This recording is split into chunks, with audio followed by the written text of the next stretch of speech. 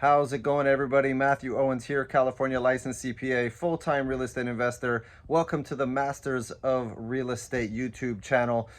My goal here is to talk to you about the most important team member associated with your real estate investing and your buy and hold investments, and that is your property management. They will literally make or break your entire investment, along with the contractor and the realtor and the inspectors and your team on the ground, your asset management team. All of those things are really important, but the property manager literally has the power to destroy your investment. And it's super important to understand the different efficiencies and attributes to what makes a good property manager in the first place. And so a lot of people have trouble with this. I swear, we go through 5 management companies every single time we go to a new market, even though we know the different strategies and the interview questions and everything to go over with them. You just run into problems, and they will talk a big storm and tell you how amazing they are, but at the end of the day, it comes down to proficiencies in different categories. So for example, you're looking at collections, right? What are their procedures that they utilize when they're collecting rents? How often, when do they start the eviction process? How are they communicating with the tenants? What is their notice structure and their process there for collecting rents from tenants? So that's one attribute, so collections, right? Next, you have repairs and service calls. Another big facet is sometimes property managers aren't good communicators with the owners or the tenants involved. And so it's really important to understand their communication procedures, what property management software they have set up to streamline that communication, as well as to keep tabs on it and have records of all the communication that actually existed when you are investing in real estate and managing assets and things like that. It's super important so that, it mitigates risks, it stops liability. There's a million different things there that go into that.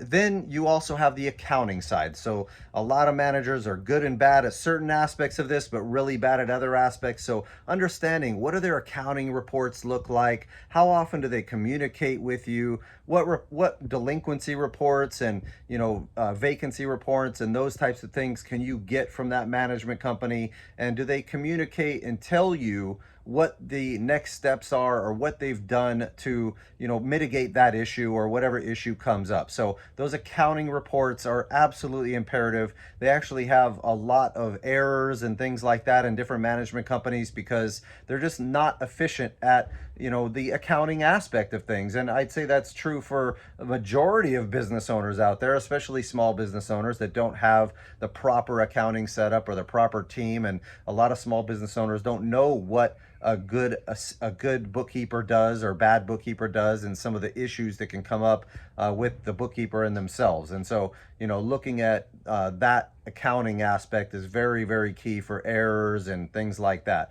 And then you have the leasing side of things, which is extremely important as well. You need to be able to have a manager that is pre-marketing when they get notification of a tenant that is going to vacate, or if they're behind and they're about to get evicted or put out of the property. They should be pre-marketing and setting up that rent ready walkthrough up front, so it's all ready to go, so that once that tenant moves out, you're getting that thing rent ready within a couple of weeks max, and getting re-rented within a month each time is usually reasonable, depending on what you're pricing rents at and the quality of your asset. So a lot of times owners don't realize that they may go give a management company a property that needs a bunch of preventative maintenance, or just is not fixed up, does not look clean, and it's a lot harder for them to manage these properties and get them rented because of that. And so, looking at that scenario and looking at your own asset and saying, what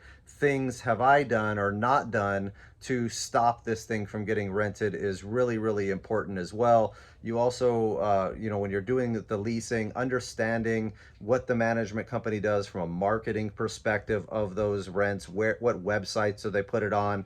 Is it all through their own internal marketing? Do they have internal marketing or their own database of tenants and things like that as well? So all things that are important when you're interviewing a property manager to really dive into and understand the processes and procedures on collections, service calls, accounting, the leasing aspect. And then the last piece, I think, is the investor communication and, the understanding of the tenant landlord laws and things like that in that market, and understanding of the market as a whole and where those dividing lines are, how to really comp out a property on rents, and really understand from a proficiency standpoint what the right way to market or manage that property is for that specific asset in that specific market. So you're looking for someone with the right knowledge of the market, and being able to communicate that information over to you to say, hey, I think you're wrong on rents, or I think you're right on rents, or under rented,